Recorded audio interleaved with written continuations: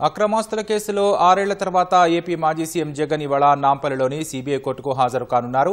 మరింత సమాచారం మా ప్రతినిధి శ్రీకాంత్ ప్రత్యక్ష ప్రసారం ద్వారా అందిస్తారు.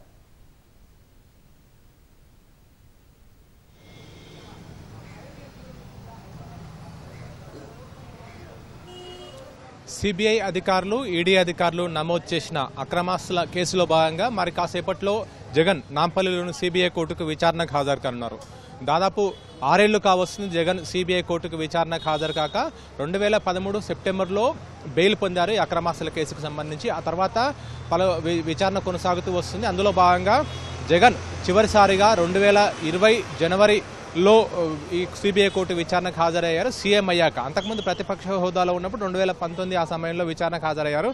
ఆ తర్వాత ప్రస్తుతము 2020 తర్వాత మళ్ళీ ఈ రోజు సిబిఐ కోర్టుకు జగన్ విచారణకు హాజరు అవుతున్నారు. మరి కాసేపట్లో జగన్ విచారణకు హాజరు కానున్నారు. అయితే అక్రమాస్తుల కేసుకు సంబంధించి సిబిఐ అధికారులు నమోదు చేసిన కేసు నమోదు చేశారు. అందులో భాగంగా ఈడీ అధికారులు కూడా కేసు నమోదు చేసి దర్యాప్తు చేస్తున్నారు. మొత్తం సిబిఐ అధికారులు 11 కేసులు, ఈడీ అధికారులు 9 కేసులు, మొత్తం 20 కేసులకు సంబంధించిన. అయితే గత నెల జగన్ యూరోప్ పర్యటన వెళ్లారు. యూరోప్ పర్యటన కోసం సిబిఐ కోర్టు అనుమతి తీసుకున్నారు. సిబిఐ కోర్టు అనుమతి తీసుకున్న సందర్భంలో కోర్టు కొన్ని షరతులు విధించింది.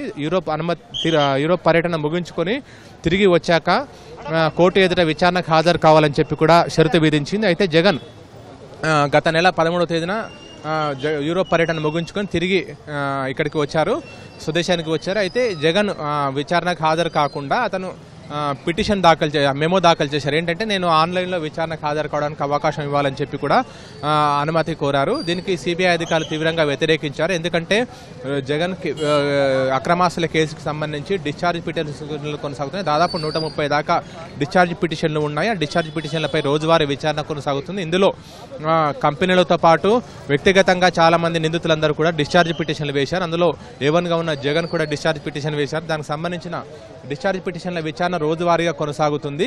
అయితే ఈ విచారణ కొనసాగుతున్నందున జగన్ దాదాపు 6 ఏళ్లు కావస్తుంది వ్యక్తిగతంగా విచారణకు హాజరు కాకుండా. ప్రతిపక్ష హోదాలో ఉన్నప్పుడు భద్రతా కారణాలు చూపించి విచారణకు హాజరు కాలేదు. ఆ తర్వాత సీఎం అయ్యాక ప్రభుత్వ కార్యక్రమాల్లో క్షణం తీరిక లేకుండా ఉన్నానని చెప్పి ఆ కారణం చూపించి వ్యక్తిగతంగా విచారణకు హాజరు నుంచి మినహాయింపు పొందారు. ప్రస్తుతం జగన్ అంటే పరిస్థితుల విచారణకు హాజరు కావాలి. డిశ్చార్జ్ పిటిషన్లకు సంబంధించి రోజువారీ విచారణ కొనసాగుతుందన్న విషయాన్ని సిబిఐ అధికారుల తరఫున పబ్లిక్ ప్రాసిక్యూటర్ కోర్టు దృష్టికి తీసుకెళ్లారు. దీన్ని పరిగణలోకి తీసుకున్న సిబిఐ కోర్టు ఈ నెల 21వ తేదీలోపు అంటే నవంబర్ 21వ తేదీలోపు విచారణకు హాజరు కమ్మని చెప్పి కూడా జగన్ ఆదేశించింది. జగన్ 21వ తేదీలోపు అంటే 20వ తేదీ అంటే ఈ రోజు విచారణకు హాజరు కావాలని చెప్పి కూడా నిర్ణయించుకున్నారు. ప్రస్తుతం జగన్ 2013 సెప్టెంబర్ నుంచి ఈ సిబిఐ అధికారులు ఈడీ అధికారులు నమోదు చేసిన కేసుల్లో బెయిల్పై ఉన్నారు. ప్రస్తుతం దీనికి సంబంధించిన విచారణ కొనసాగుతూనే ఉంది. అయితే జగన్ ఈ నాంపల్లి సిబిఐ కోర్టుకు రానున్న దృష్టిలో అంటే మరి కాసేపట్లో ప్రస్తుతం ఏపీ నుంచి బేగంపేట విమానాశ్రయానికి ప్రత్యేక విమానం ద్వారా వచ్చి అక్కడి నుంచి రోడ్డు మార్గాన్ని ఇక్కడికి చేరుకుంటారు. దీన్ని దృష్టిలో పెట్టుకొని ఎందుకంటే ఆయన మంది మార్బలంతో వస్తున్నట్టు కూడా పోలీసులు ముందస్తే అంచనా వేశారు. ఆయన అనుచరులు కార్యకర్తలు ఇప్పటికే కొంతమంది నాయకులు వైసీపీ నాయకులు ఇక్కడికి వచ్చారు. ఇక్కడికి వచ్చినప్పుడు పోలీసులు పరిసర ప్రాంతాల్లో ఉండకుండా కూడా వాళ్ళందరినీ కూడా దూరం పంపించారు. ఎందుకంటే ఇక్కడ నాంపల్లి కోర్టులో రోజువారీ కార్యకలాపాలు కొనసాగుతుంటాయి. క్రిమినల్ కోర్టు ఇది. ఇక్కడ క్రిమినల్ కోర్టే కాకుండా సిబిఐ కోర్టు అవి కూడా ఉన్నాయి. ప్రస్తుతానికి దాదాపు రోజు వందలాది మంది న్యాయవాదులతో పాటు కక్షిదారులు కూడా ఇక్కడికి వస్తుంటారు. వాళ్ళు చాలా మంది ఇక్కడికి వస్తుంటారు. కాబట్టి ఇక్కడ సాధారణ రోజువారీ కార్యకలాపాలకు ఎలాంటి ఇబ్బందులు తలెత్తకుండా ఉండాలనే ఉద్దేశంతో ఇక్కడ పోలీసులంతా కూడా ముందస్తు జాగ్రత్తలు తీసుకుంటున్నారు.